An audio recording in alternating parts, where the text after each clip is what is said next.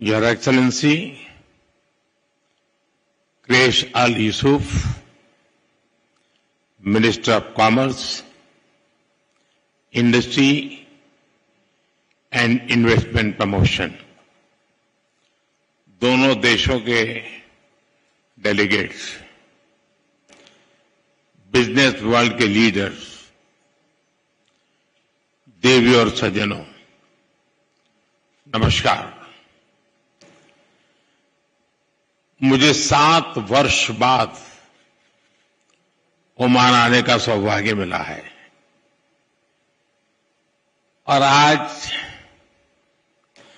आप सभी के साथ बातचीत करने का अवसर मिल रहा है। इस बिजनेस समिट के लिए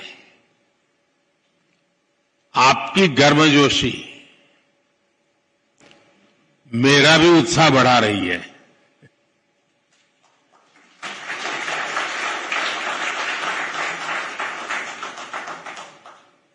आज की यह समिट भारत ओमान पार्टनरशिप को नई दिशा देगी, नई गति देगी और नई बुलंदियों तक पहुंचने में मदद करेगी। और इसमें आप सभी का बहुत बड़ा रोल है। फ्रेंड्स, आप भारत और ओमान के बिजनेस हमारे ट्रेड को रिप्रेजेंट करते हैं। आप उस विरासत के वारिस हैं जिसका सदियों का एक समृद्ध इतिहास रहा है। सभ्यता के आरंभ से ही हमारे पूर्वज एक दूसरे के साथ मैरीटाइम ट्रेड कर रहे थे। अक्सर कहा जाता है कि समंदर के 2 किनारे बहुत दूर होते हैं, लेकिन मांडवी और मस्कत के बीच अरब सागर एक मजबूत ब्रिज बना है। एक ऐसा ब्रिज जिसने हमारे रिश्तों को मजबूत किया, कल्चर और इकोनॉमी को ताकत दी।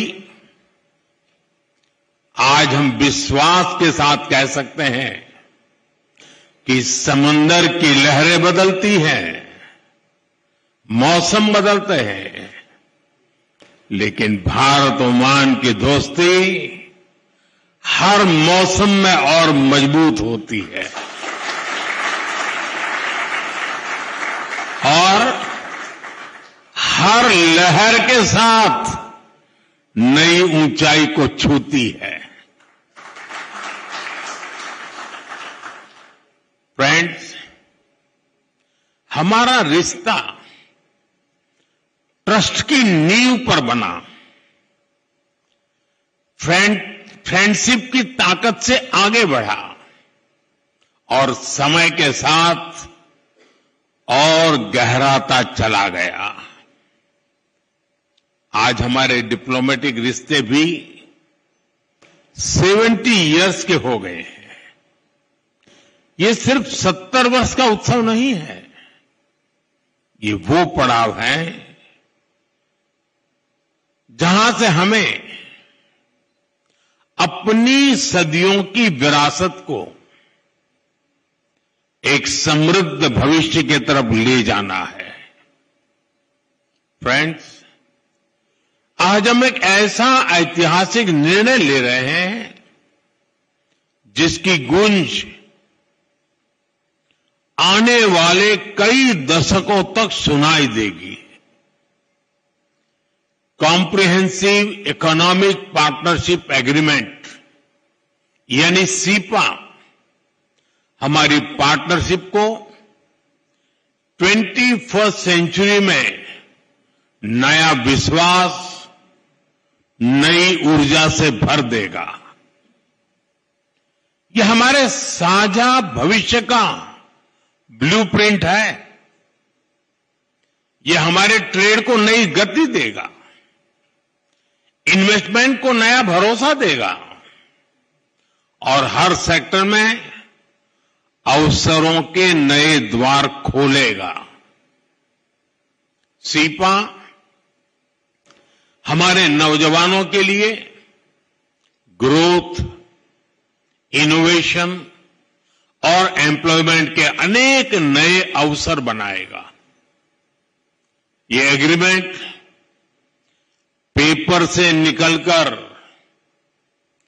परफॉर्मेंस में बदले, इसमें आप सभी की भूमिका बहुत बड़ी है, क्योंकि जब पॉलिसी और एंटरप्राइज एक साथ चलते हैं तभी पार्टनरशिप नया इतिहास बनाती है। फ्रेंड्स, भारत की प्रगति हमेशा शेयर्ड प्रोग्रेस की कहानी रही है। भारत जब ग्रो करता है तो अपने दोस्तों को अपनी ग्रोथ का साझेदार बनाता है। आज भी हम यही कर रहे हैं। आज भारत थर्ड लार्जेस्ट इकोनॉमी बनने की तरफ तेजी से बढ़ रहा है। इसमें पूरी दुनिया के लिए अवसर है, लेकिन ओमान के लिए तो एडवांटेज और भी बड़ा है, क्योंकि हम पक्के दोस्त तो है ही, मैरीटाइम नेबर भी है। हमारे लोग एक दूसरे को जानते हैं। हमारे बिजनेस जगत में पीढ़ियों का भरोसा है और हम एक दूसरे के मार्केट को बहुत ही अच्छे से समझते हैं।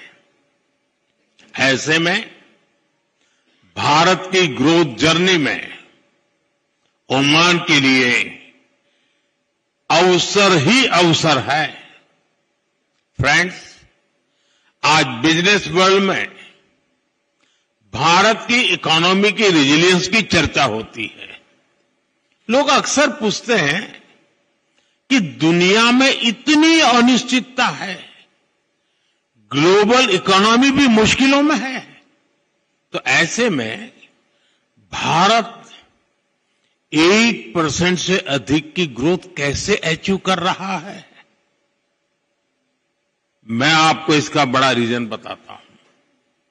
असल में बीते 11 वर्षों के दौरान भारत ने सिर्फ पॉलिसी नहीं बदली है, भारत ने अपना इकोनॉमिक डीएनए बदला है।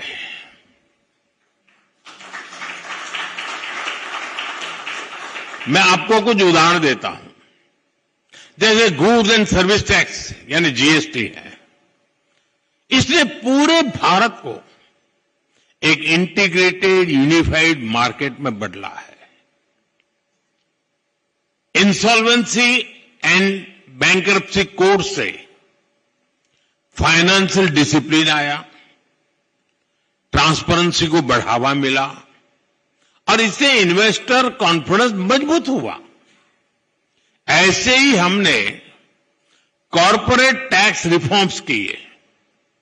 इससे भारत दुनिया के मोस्ट कॉम्पिटिटिव इन्वेस्टमेंट डेस्टिनेशन में से एक बन गया है।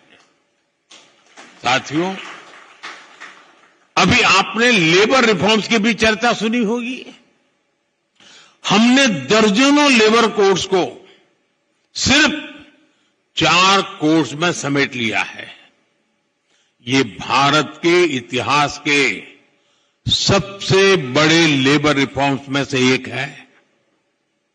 फ्रेंड्स, जब पॉलिसी क्लैरिटी आती है तो मैन्युफैक्चरिंग को भी नया विश्वास मिलता है।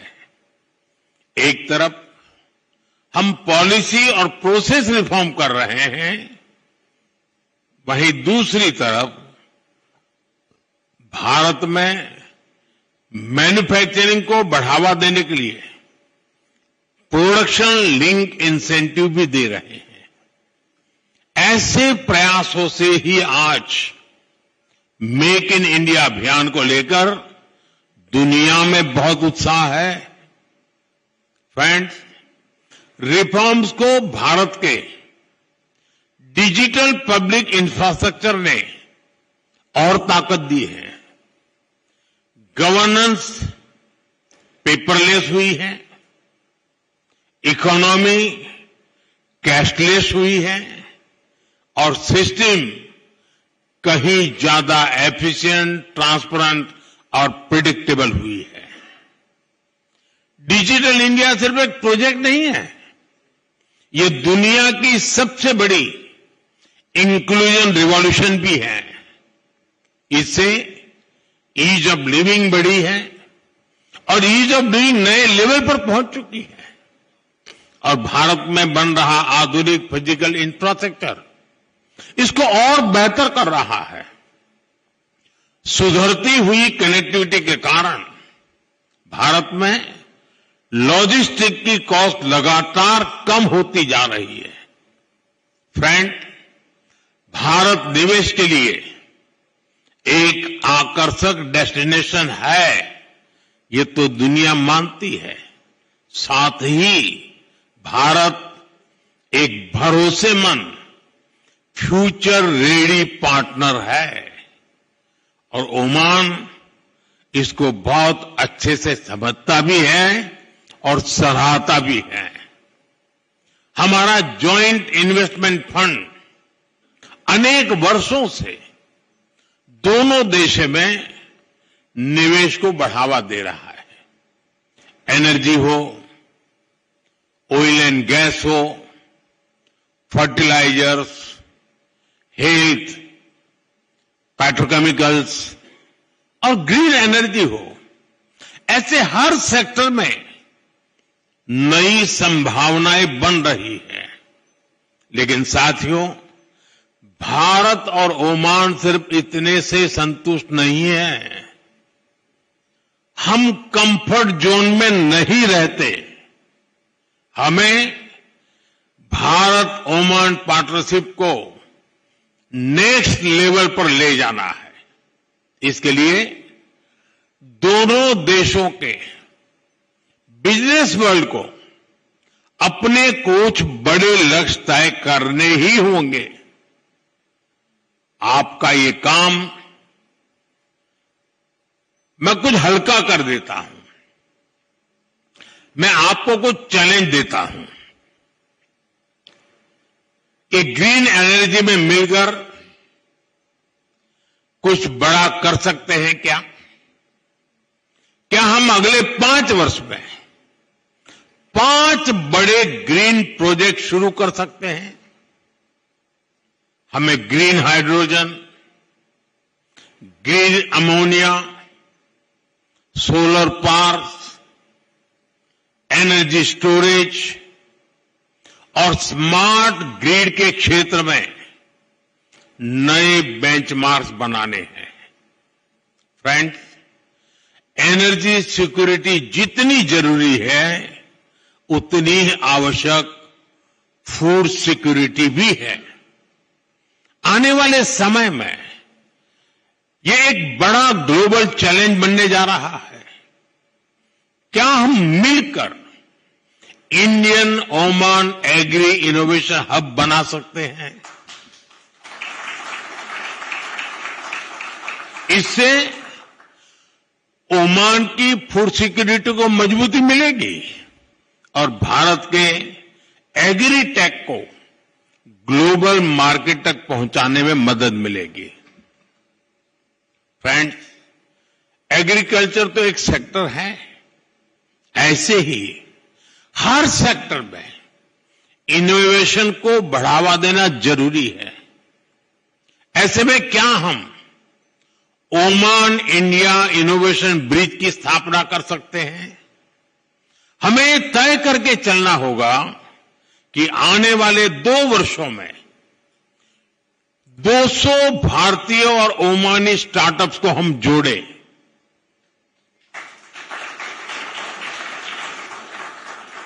हमें जॉइंट इंक्यूबेटर्स बनाने होंगे, fintech sandboxes, AI and cyber security labs का निर्माण करना होगा और क्रॉस बॉर्डर वेंचर फंडिंग को बढ़ावा देना होगा।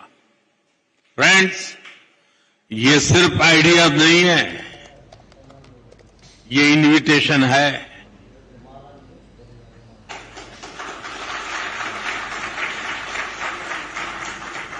Invitation to invest, invitation to innovate, invitation to build the future together. आइए हम इस पुरानी मित्रता को नई टेक्नोलॉजी, नई एनर्जी और नए सपनों की शक्ति से आगे बढ़ाएं। शुक्रान, जय जय एलन, थैंक यू।